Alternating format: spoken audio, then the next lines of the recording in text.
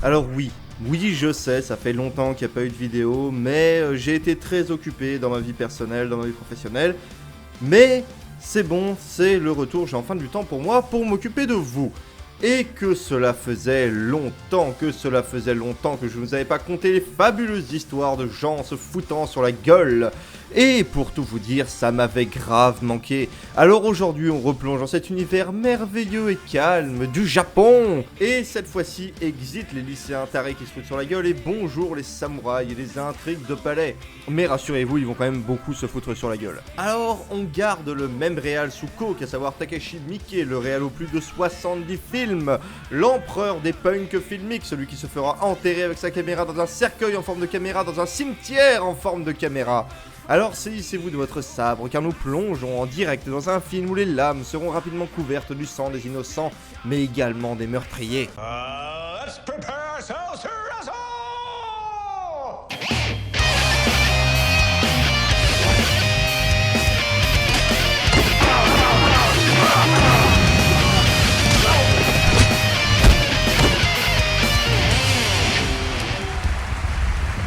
Now this is what I call a bloody good show.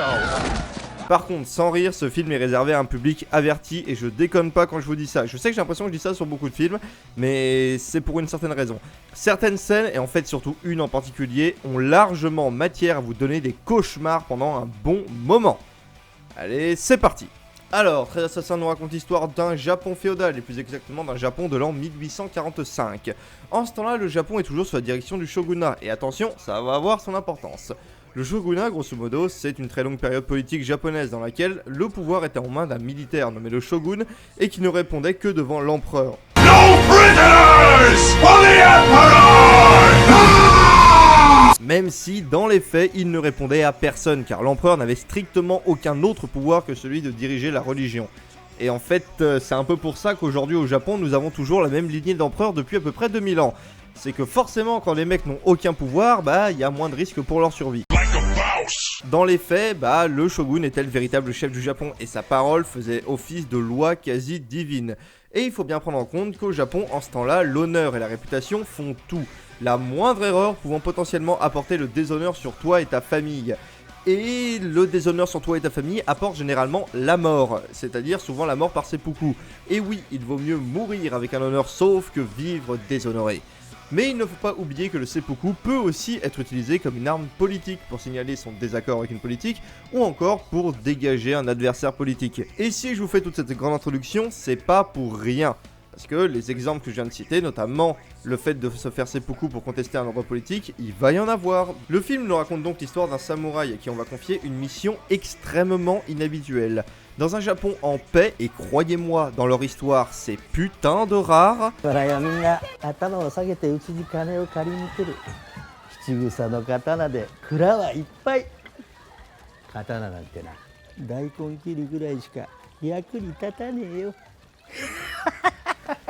Le seigneur Naritsugu n'en a plus rien à foutre de rien, et de par son statut de demi-frère du shogun, se dit que de toute façon personne lui fera jamais rien. Du coup il se sent plus pissé et laisse libre cours à tous ses instincts les plus bas. Dans le sens que le mec est un des pires psychopathes et une des pires ordures que j'ai vues dans un film. C'est vraiment rare de tomber sur un personnage à ce point cruel. De plus, faut pas oublier qu'on est chez Takashi Miike et que c'est pas le genre à te cacher des scènes dures. Et pour le coup, cette démarche cinématographique qui pourrait passer pour une simple envie de montrer du sang se transforme en la meilleure représentation du pouvoir du méchant. Ce mec est une ordure de la pire espèce. Et tout va être fait pour que tu aies toutes les raisons de le haïr. Viol, meurtre d'enfant après avoir buté ses parents, mutilation particulièrement ignoble que je ne vous montrerai pas pour ne pas voir cette vidéo bloquée, ainsi que 1000 autres exactions qui te font bien voir la mort de ce mec comme la meilleure chose à être arrivée à l'humanité depuis bien longtemps. Mais du coup, comme c'est le demi-frère du shogun, on ne peut pas l'exécuter comme ça. Et donc commanditer un assassinat contre lui mené par un brave samouraï dont un des amis a été victime de la tyrannie de Naritsugu. Il va donc devoir rassembler autour de lui une équipe de samouraïs pour aller péter les dents aux méchants. Et parmi tous les braves qui vont le suivre, on peut en compter quelques-uns qui sont réellement plus importants que les autres. Parce que oui, quand même, avec 13 samouraïs, t'en as certains, faut bien dire ce qui est, ils sont plus là pour la figuration qu'autre chose. Déjà, et pour mon plus grand plaisir, on retrouve Takayuki Yamada, familier des films de Mickey, puisqu'il avait déjà joué le glorieux rôle de Serizawa dans ces putains de films que sont Crow Zero. Et si vous n'avez pas vu les Crow Zero, il y a une grosse vidéo sur ces films, et mater ces films, c'est juste trop bien. Lui, il est assez important, car de tout notre groupe, il est clairement le plus jeune, et celui qui a aussi étrangement le moins à perdre, vu qu'il se contrefout totalement de s'il va vivre ou mourir. De toute façon, sa vie familiale a l'air relativement tendue. Ensuite, on retrouve lui qui est très classe, déjà dans sa dégaine, mais aussi dans le fait qu'il s'agit là du meilleur combattant du groupe, sans aucune comparaison possible. Et enfin, on retrouve le taré. Parce que oui, on est quand même dans un film de Takashi Miike, faut pas déconner. Oui, le taré, parce que quand même, on est chez Takashi Miike, fallait bien qu'il en case un quelque part. A savoir que ce personnage est en fait un peu plus spécial qu'un simple taré, mais on y reviendra un peu plus tard. En tout cas, il est clairement le comic relief du groupe et vient se greffer à ce même groupe par pur attrait vénal, juste pour aller enlever une femme qu'il aime. D'ailleurs, on n'est pas bien sûr si elle est d'accord ou pas, hein. Mais en tout cas, il y a une certaine aura de mystère qui l'entoure. De toute façon, s'il y a bien un truc qui définit ce personnage, c'est qu'il est relativement très chaud du slip et que globalement, tant qu'il y a un trou, il se chargera de le combler.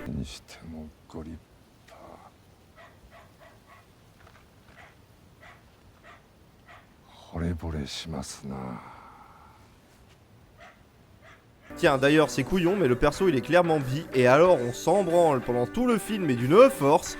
Le film s'en contrefou et te fait passer ça avec humour avant de passer à la suite. En même temps, il y a plus intéressant à raconter dans cette grande histoire. Parce que le film, et c'est là un défaut que certains verront, a une structure qui va vous paraître incroyablement déjà vue, et c'est pas pour rien. Ce sont les classiques du cinéma japonais qui nous ont introduit les mécanismes narratifs que l'on connaît aujourd'hui par cœur.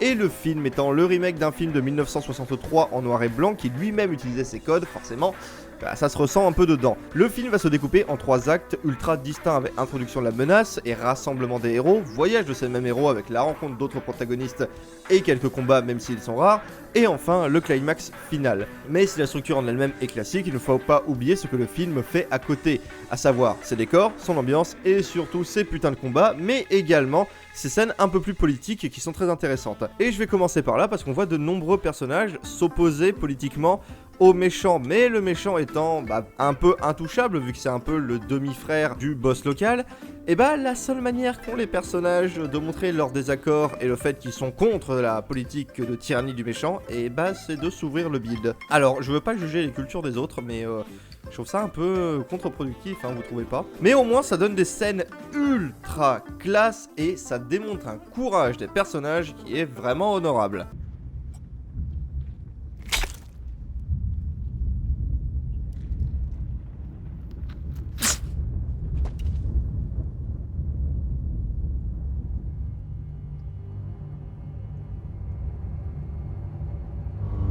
Mais passons bien sûr sur le thème des combats, qui est quand même le thème principal de cette émission. Bon, encore une fois, c'est plus des acteurs que des combattants, donc je pourrais pas faire le montage non plus, ça m'emmerde un petit peu mais c'est pas bien grave. Mais là, on s'en fout, parce que je vais enfin pouvoir vous parler des combats de sabre. Par l'empereur Dieu, si vous saviez le nombre de conneries qui sont dites et surtout montrées sur les combats de sabre.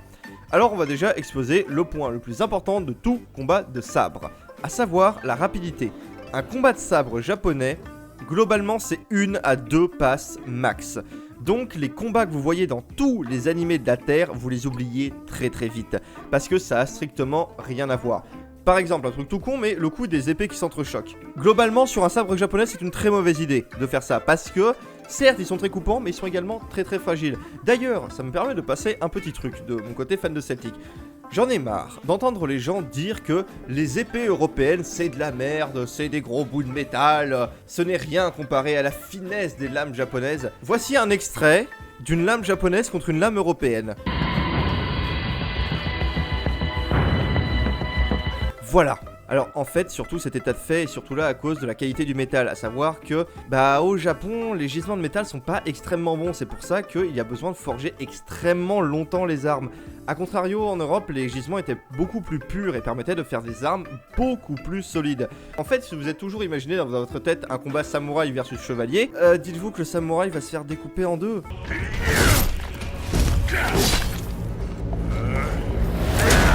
Tout simplement déjà parce que son sabre n'est pas capable de couper à travers une armure de plaque, et d'ailleurs, vous remarquerez, les japonais n'avaient pas d'armure en métal, tout simplement parce que le peu de métal qu'ils avaient, il fallait le passer dans le forgeage des armes. Et à côté de ça, deux lames qui s'entrechoquent, si tu fais lame japonaise contre lame européenne, et bah comme on a vu, la lame européenne explose la lame japonaise. Oui, c'est un petit peu chauvin de dire tout ça, mais c'est des faits historiques, et c'est bien de remettre un peu d'histoire de temps en temps. Mais du coup, clairement, le film te montre parmi les meilleurs combats de sabre que j'ai eu le plaisir de voir. Là, effectivement, on respecte le fait que chaque blessure équivaut le plus souvent à la mort, et surtout, il y a cette scène. Cette putain de scène!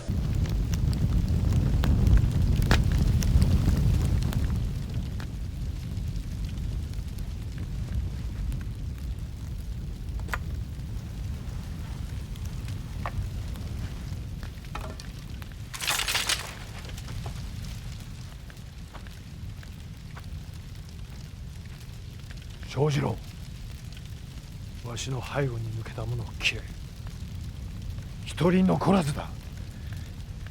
はい。 La composition de l'image, le regard du personnage, ce décor, tout est là pour nous annoncer la fin imminente et glorieuse de ce mec, et putain que c'est glorieux. Et ce qui est bien, c'est que malgré le fait qu'il y ait tout de même 13 personnages principaux, hors méchants bien évidemment, et bah lors de la bataille finale, tous auront le droit à au moins un last stand marquant, arrivant à eux seuls à défaire une véritable armée qui déferle sur eux. D'ailleurs, toute la stratégie entourant cette embuscade est pas mal en fait, hein. Même si je comprends pas pourquoi ils gardent pas non plus les hauteurs, mais bon, à 13 contre 200, je comprends que tu peux pas les tenir 30 ans non plus les hauteurs, et puis après tout, ils tirent quand même plutôt pas mal de flèches. Enfin, vient le cas du méchant. Alors sans rire, je crois que j'ai rarement haï à ce point un personnage de méchant dans un film. Total respect à l'acteur Goro Inagaki pour avoir dépeint le plus parfait enculé cruel et sadique que j'ai vu depuis très longtemps. Sans déconner, ce mec c'est Geoffrey en plus vieux et en moins blond.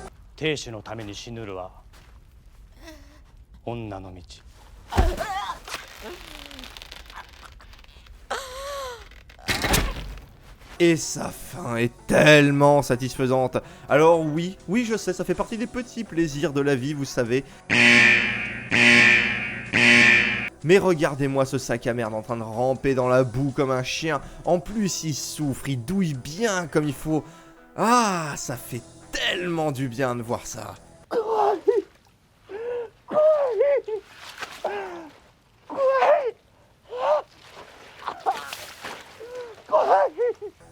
Bref, si les combats du film sont excellents et que les acteurs le sont tout autant, il ne faut pas non plus oublier la mise en scène. Le film est beau et est vraiment divisé en deux environnements visuels bien distincts. Le premier environnement qui habillera la première partie du film, je parle bien évidemment de la reconstitution des palais du Japon médiéval. Et ce qui est bien au-delà du fait que ces décors sont magnifiques et très sobres, c'est que certes, on en profite, mais on ne s'éternise pas non plus dessus pendant 30 ans. C'est-à-dire, il n'y a pas les plans de 30 minutes sur des mecs qui bouffent comme on pourrait retrouver chez Kurosawa.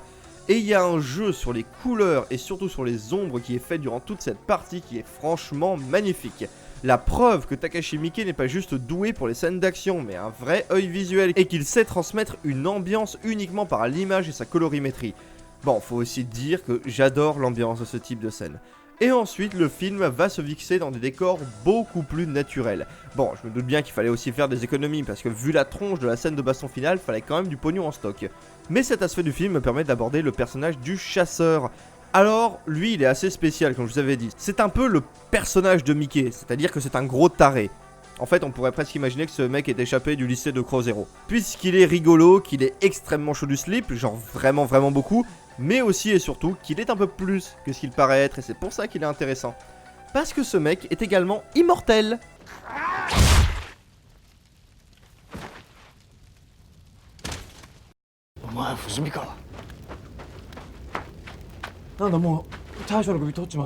Et là, vous vous demandez sans doute pourquoi. Et bah, en fait, d'après les dires du réal, c'est pour une raison qui fait de ce personnage un symbole très cool. En fait, il se trouve que selon les dires du réal, comme je vous dis, ce perso n'est rien de moins qu'un esprit de la nature, expliquant pourquoi il survit à ce qu'il prend dans les dents, mais aussi sa réaction face à toute cette histoire. Concrètement, le mec s'en contrefout de tout. Il se moque même souvent des samouraïs et de leur mission. Il n'a strictement aucun respect pour personne, et son seul but établi étant d'aller retrouver une femme mariée dont on ne sait même pas si l'existence est avérée, ni si elle est consentante. Il symbolise pour moi l'humain qui ne demande que qu'on lui foute la paix, qui subit tout ce bordel et qui s'en fout mais d'une force cosmique. Et je pense que je suis pas loin de la vérité, parce que les paysans dont le village va servir de champ de bataille sont exactement comme lui. Ils s'en contrefoutent d'une force assez folle. Une fois que les samouraïs les ont payés pour les dégâts, ils se tapent bien de savoir que leur seigneur va se faire trucider ou non, et ils se barrent. D'ailleurs, l'esprit est très proche de ces paysans, très proche. Autant sur le plan moral que sur le plan sexuel, va-t-on dire. Bref, la bataille en elle-même, je vous en ai déjà parlé, et surtout je veux pas vous la spoiler, et elle est très cool, mais vu que c'est le centre du film, bah je veux pas vous la spoiler. Avec des combats particulièrement bien chorégraphiés pour des combats au sabre, malgré, je dois l'avouer, un certain syndrome Ubisoft, même s'il est moins présent que dans les films chinois, mais également une stratégie qui est tout à fait correcte, des effets spéciaux qui sont très clean, et un combat final juste magnifique.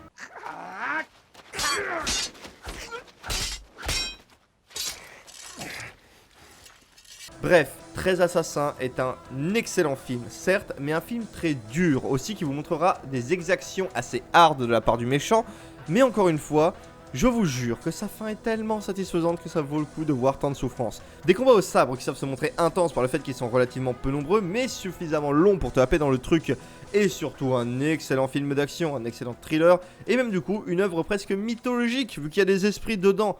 Ah, et les décors et les costumes sont également magnifiques. Donc je ne peux que vous enjoindre à mater ce film qui en vaut largement le coup. Quant à moi, je vous dis à bientôt et salut.